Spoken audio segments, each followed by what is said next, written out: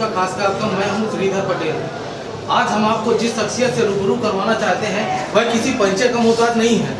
आपको बता दें, धूप हो, आंधी हो, तूफान हो या भी कोई भी बड़ी समस्या हो उस शख्स के ऊपर, लेकिन जब किसी भीड़ पर किसी भी व्यक्ति के ऊपर इस तरह की कोई भी घटना होती है, वह शख्स आधी रात में भी पहुंचता है, उसका हर संभव मदद करता है। चाहे वह व्यक्ति दूसरे से चंदा लेकर ही जाए, चाहे दूसरे की गाड़ी का लेकर के ही जाए।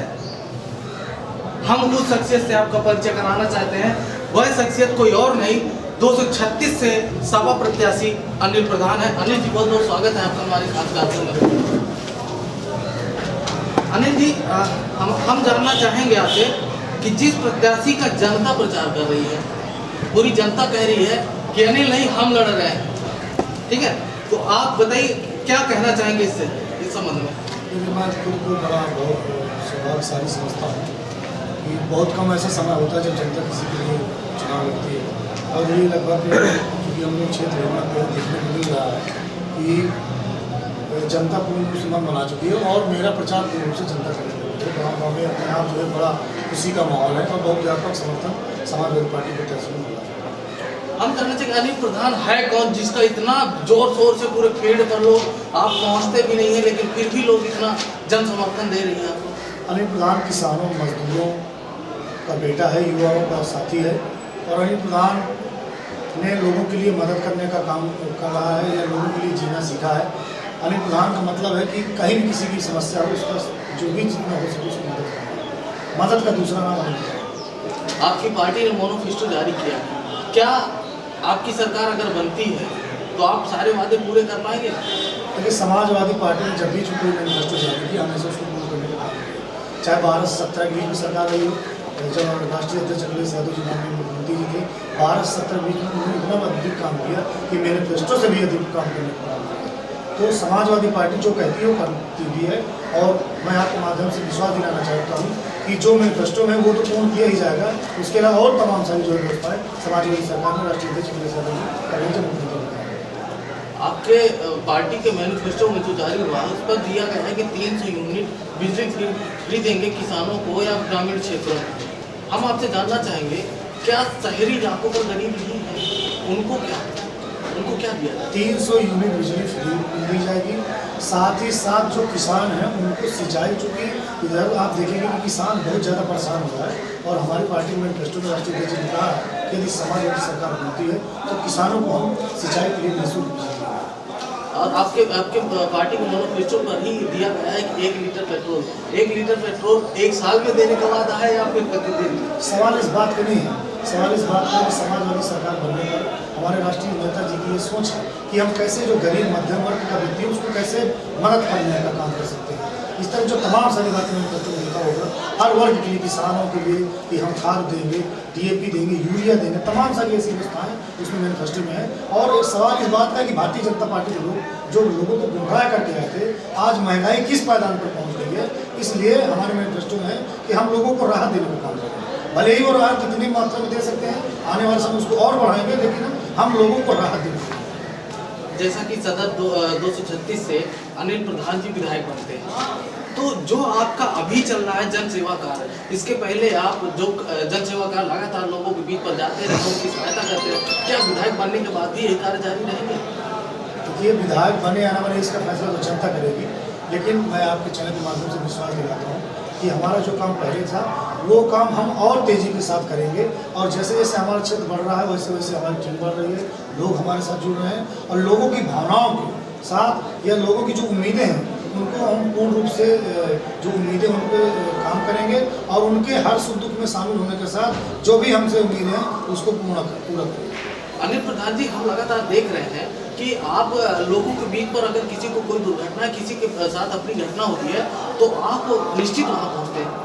ऐसी कौन सी खुशी है जिसको आप पाने के लिए तुरंत लोगों के बीच पर पहुँचते हैं ऐसी दुर्घटनाओं पर? देखिए, चूँकि मैं समाज सेवा क्षेत्र में और जीवन के एक मूल होता है। ईश्वर ने हमको जीवन दिया है तो हमने अपना पूरा जीवन जनता के लिए, लोगों के लिए समर्पित कर दिया है। हमारा उद्देश्य है कि जो समाज के अंतिम पायदान पर बैठे व्यक्ति है या कोई गरीब है, असहाय है, किसी की मदद नहीं हो पाती, हम इसको राजनीतिक रूप नहीं देना चाहते। लेकिन हमारी ये सोच है कि हमको जो भी व्यक्ति है, कहीं भी अगर उसके साथ कोई दुर्घटना हो जाए, तो एक मानवीय दृष्टिकोण से हमने उसकी मदद करने का प्रयास किया है और आगे भी और तेजी के साथ लोगों की मदद करने का काम करेंगे। सबसे बड़ा सवाल यह है कि आप लगातार 2 बार जिला पंचायत सदस्य रहे।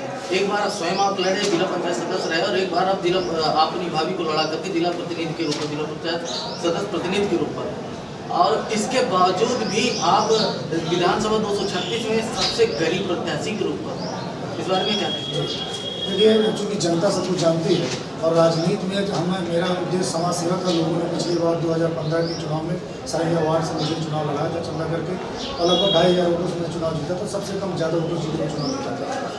मेरा जो रिकॉर्ड है, मेरे बारे में पता कर लीजिए। मैं लोगों की सेवा करने वाले व्यक्ति हूँ और बेहद ईमानदारी के साथ मैं लोगों की मदद करने का काम करता हूँ।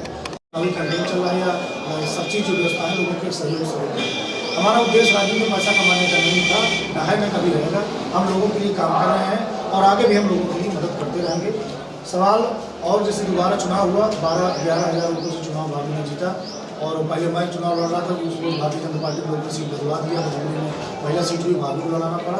तो इससे स्पष्ट हुआ कि जनता आखिर किसके साथ है। जनता उसके साथ है जो लोगों के लिए मदद करता है, जो लोगों की लड़ाई लड़ सकता है, जो लोगों के लिए आधी रात में खड़ा हो सकता है।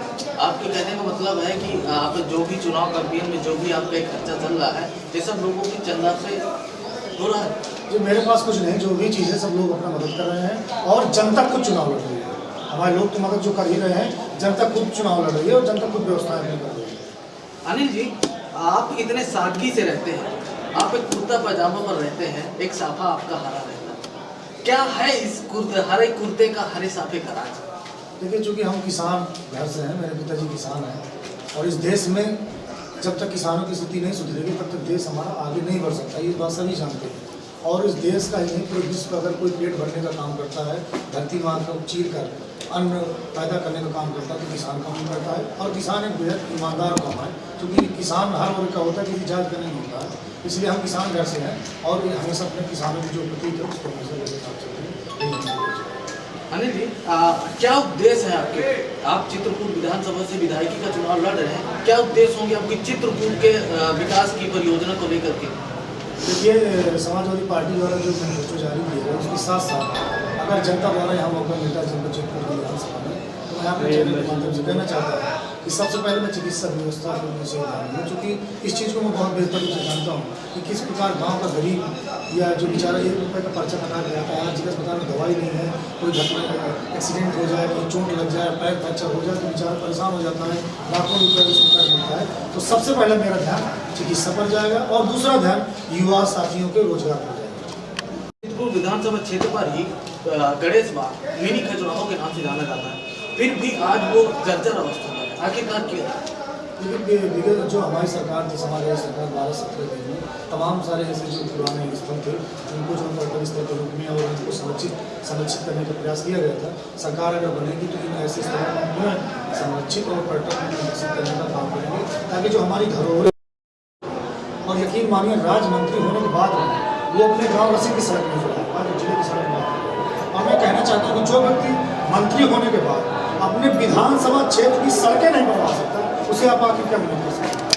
और हमने हमेशा लोगों की मदद की, अच्छे दिन भूख हड़ताल में बैठने का काम किया। अगर हमको मौका मिलता है तो सिंचाई, खाद, बीज, तमाम सारी जो व्यवस्था है उसको संचालित भी कराएंगे और जमीनी स्तर पर उतारने का काम करेंगे। आपके मैनिफेस्टो पर एक ये भी दिया गया है कि हम जो भी रिक्तियाँ हैं उत्तर प्रदेश पर 1 साल के अंदर अगर हमारी सरकार है तो 1 साल के अंदर पूरा करेंगे। जिस उत्तर प्रदेश में नौकरी 5-6 चरण में पूरा होगा, पहले फॉर्म अप्लाई, फिर परीक्षा, रिजल्ट, फिर धरना प्रदर्शन, फिर इसके बाद कोर्ट, फिर इसके बाद ज्वाइनिंग। आप कैसे उस उत्तर प्रदेश में 1 साल के अंदर ज्वाइनिंग देंगे? तो समाजवादी पार्टी जो कहती है, जो कहती है मुखिया आदरणीय साहब जो कहते हैं करते हैं। हम आपके चैनल के माध्यम से कहना चाहते हैं कि समाजवादी पार्टी के राष्ट्रीय अध्यक्ष जी ने ये कहा है कि हम 1 साल में नौकरी देंगे, तो हम 1 साल की नौकरी देंगे और पारदर्शिता के साथ जो युवा हैं उनको नौकरी देने का काम किया जाएगा और रोजगार देंगे। आप एक नया चेहरा है, युवा चेहरा है, और आपका इतना बड़ा चुनाव एक नया प्रयोग है समाजवादी पार्टी के लिए। आपके सामने बीजेपी के मंत्री हैं चंद्रिका प्रसाद उपाध्याय और आप एक नए युवा चेहरा, क्या आपका क्या सोच है आपकी कि क्या होगा?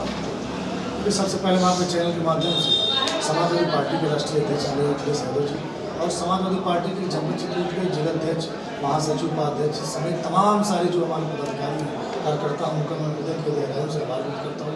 समाजवादी पार्टी का आभार करता हूँ कि एक 28 साल के युवक को उन्होंने मौका दिया है राजनीति के खिलाफ, और मुझे लगता है बुंदेलखंड का सबसे कम उम्र का जिक्र होगा।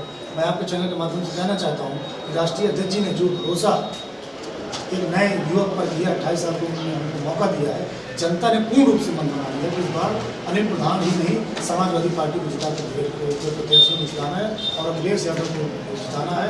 हमको मौका देने से लगभग भारत से कई सारी विधानसभा को जो युवा है एकदम बहुत ही समाजवादी पार्टी की तरफ से मूवमेंट में लग गया है और उसने ठान लिया है कि युवा का साथ देना है और समाजवादी पार्टी से। आप जनता से क्या अपील करना चाहते हैं? जनता लाभ के माध्यम से हम जनता से कितना निवेदन करना चाहता हूँ कि आपने हमेशा सबको मौका दिया है, इस बार मुझे भी मौका देने का काम है। 2 बार से लगातार लोगों के बीच में पंचायत के सदस्य के रूप में प्रतिनिधित्व के रूप में काम कर रहा हूँ। मैं सिर्फ इतना ही कहना चाहूँगा कि जो जनता की उम्मीदें हैं उन पर खत्म करने का पूरा प्रयास करेंगे और ईमानदारी पारदर्शिता के साथ लोगों के लिए काम करेंगे। किसानों, मजदूरों, व्यापारियों, शोषितों, पीड़ितों की हर वक्त लड़ाई लड़ेंगे और इस विधानसभा के साथ साथ जनपद में अगर किसी के साथ कोई अन्याय होगा उस अन्याय की लड़ाई उसके साथ है। क्या अपेक्षा रखते हैं आप? मुझे पूरा भरोसा है कि जिस प्रकार से जनता ने मन बना लिया है, जनता हमारे साथ जुड़ रही, समाजवादी पार्टी के पक्ष माहौल बन रहा है, तो निश्चित रूप से हो चुका है कि जनता ने पूरा मन बना लिया समाजवादी पार्टी को भारी बहुमत के साथ विजय। चलिए, हमारी हार्दिक शुभकामनाएं हैं आपके साथ। आप अच्छा वर्क कर रहे हैं लोगों के बीच में, लगातार लोगों की जो भी यथासंभव होता है आप सहयोग कर रहे हैं और हमारी संवेदनाएं आपके साथ और शुभकामनाएं भी हैं आपको। आप अपने उज्जवल भविष्य पर इसी तरीके कामयाब होते रहें और जनता का अपार समर्थन लेकर के जनता की ही सेवा करते रहें।